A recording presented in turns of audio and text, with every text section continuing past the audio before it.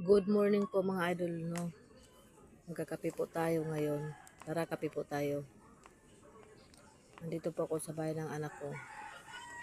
Kasi inutusan niya po ako na magluto daw ako mamaya sa kanya ng french fries. Kaya sabi niya sa akin, magkape daw muna ako. Ito, nagkape muna ako bago ko siya lutuan mamaya. Kape po tayo mga idol. Medyo tinanghali na po ako nagising mga idol, no? Mga 8:30 na po yata ako nagising.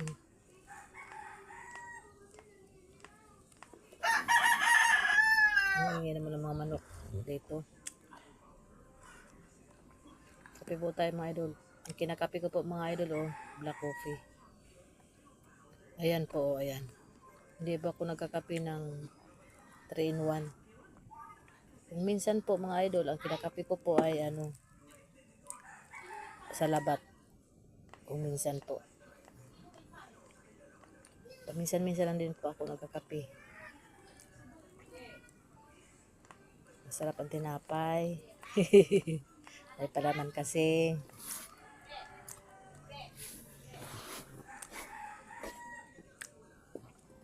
Kape po tayo. Bye everyone. See you next video.